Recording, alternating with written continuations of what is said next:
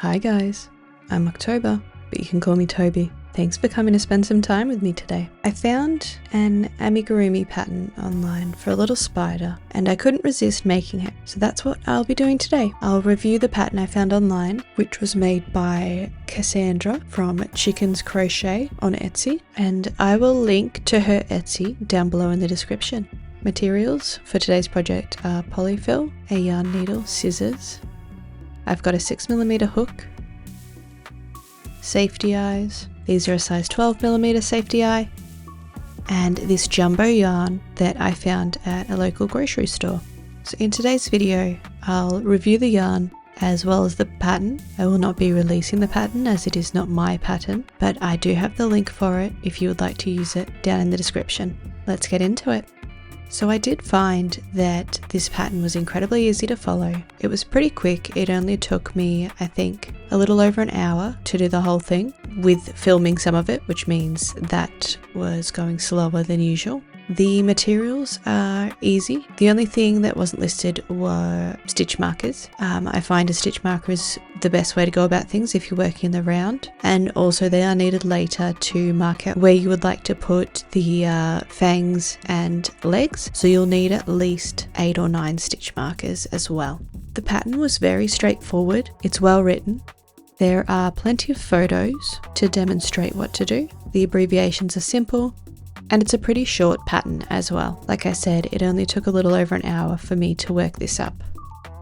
I did decide to do this in this jumbo yarn. The pattern tells you what materials to use for if you want to use a smaller yarn, about size 4, and what materials to use if you want to use a blanket yarn to make a larger spider. So there are options there for the materials. The pattern is the same in either size, but using different size needles, different size yarn will give you a different outcome. And here are all the legs that I've made already. There are 8 of them, of course, because this is a spider. I've made some progress here and I'm just going to keep going following the pattern. The yarn has been really easy to use. It's smooth, it's soft, the colours are very vibrant. I do think that the transition between colours could have been more gradual. It's a pretty sharp transition and I would have liked to see a smoother gradient between colours. That's a personal preference thing, but I do feel like you could have achieved this same pattern or the same striping of colours just by using different coloured yarns. So if you're looking for a nice smooth gradient in your yarns, this is not the yarn for that. It is very nice to work with though.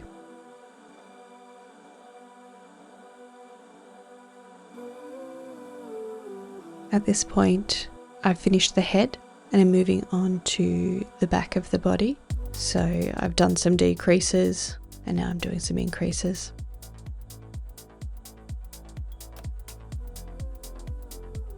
Okay, I am quite a bit further along, and at this point in the pattern it does say to put in your safety eyes and to also do the fangs and attach the legs. So for safety eyes, I have these 12mm safety eyes that I bought for another project. They're just random colours, so I'll just try a few and see what works.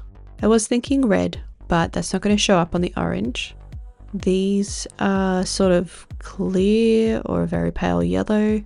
Okay, that's pretty cute. Let's try green, because the green's really bright. Okay, that stands out a lot. Oh, so does blue.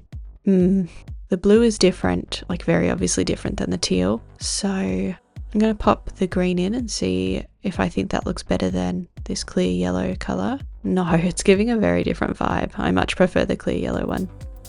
I'll just try the blue just to make sure I don't prefer it. But I don't think so at this point. Nah, definitely not. Okay, that looks great. Now I do have some other sizes. The smallest I have is 7.5mm, but they'll be way too tiny. And then I also have some 9mm, so I'm going to try a couple of those. I think I'll try this red and maybe the green. Ooh, okay, I really like that. Okay, I like that a lot. I think I might add a couple more. Okay, having the additional green and reds in look really cute too.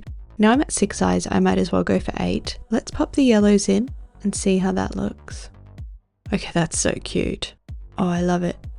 Is it going to bother everyone if the green and reds aren't symmetrical? Right, I'll shift them. I'll pop the reds in the middle.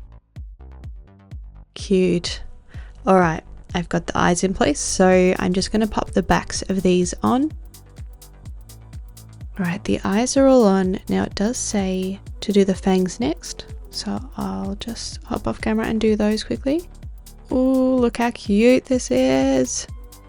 In the pattern, the fangs are done lower on the face, but I kind of liked them here, so I just did them a bit higher for personal preference. Now the next step is the legs, so you do need the 8-stitch markers to mark out where to put these, and now they're on.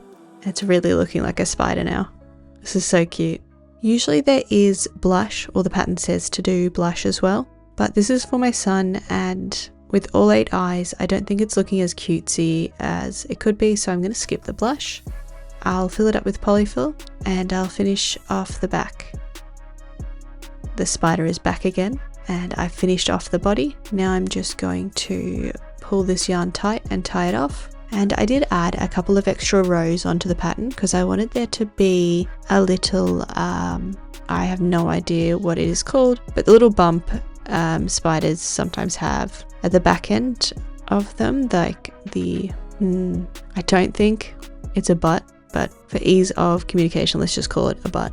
So I wanted to add on the little butt at the back here, and I'm going to do that in the same color as I did the fangs. I did think about just doing the same pattern that was used for the fangs on the butt, but I didn't want it to stick out quite that much. Like, it's already sticking out a bit from me adding on a couple extra rows. I think I might just use this wool and embroider it just so that it's like a little raised kind of line at the back here. I will say this yarn is a real pain to use with these particular wool needles, but I think any jumbo yarn is going to be a pain to use with these wool needles. I don't think that's isolated to this specific yarn. I think I just need some fatter wool needles to use with jumbo yarn. Alright, I'll tuck away the additional tails from embroidering that up, and now the spider has, I don't know, a little butt, a little raised line on its butt. I think it's cute. It adds that little bit of pointed shape that spiders can have on the back of their body. Yes, it's wonky. Didn't really take any notice of that until this point. But anyway, I think it's cute. And that would be, I think, where like, is that where the web comes out for some spiders? I don't know. I don't know much about spider anatomy. But Mr. Spider is all done at this point. And he is so cute. The pattern generally recommends 2 eyes, but I've gone with 8. Usually the fangs are much lower on the face, but I've popped them higher just for personal preference. And this was a really easy, quick pattern to follow. You can see how big it is in comparison to my hands, so I wouldn't mind making an even larger version, but I don't have any wool of that size right now. I highly recommend that you pop over to Cassandra's Etsy and grab a copy of this pattern. It's a really fun little pattern to do, it's easy to follow, doesn't take long, and you get such a cute little spider at the end of it. Perfect for the Halloween season and for anyone with a Halloween or October birthday. In terms of the yarn, I actually would recommend it. It is 100% acrylic, but it's plenty soft. Overall, it was a pleasure to work with this yarn, and aside from the sharp color changes, which are not my favorite thing in a yarn that's meant to have gradients, it was really easy to work with, really pleasant to work with. And I'll probably pick up more next time I see it in the grocery store. So if you come across this brand, if you're after an acrylic, give it a try. I think it'd make a pretty comfy jumper too. Well, I hope you liked the little spider. I hope you check out the pattern. The link is in the description below. And let me know if you end up making a little version of this spider for yourself, or a big version. If you do make the spider, be sure to tag the original artist who created the pattern. And if you'd like to tag me as well, I'd enjoy seeing your work. Alright, I'm off to give this to my son, and I think he's going to lose his mind. We haven't got any spider toys yet, so this is his first. I hope you have a great day. Bye!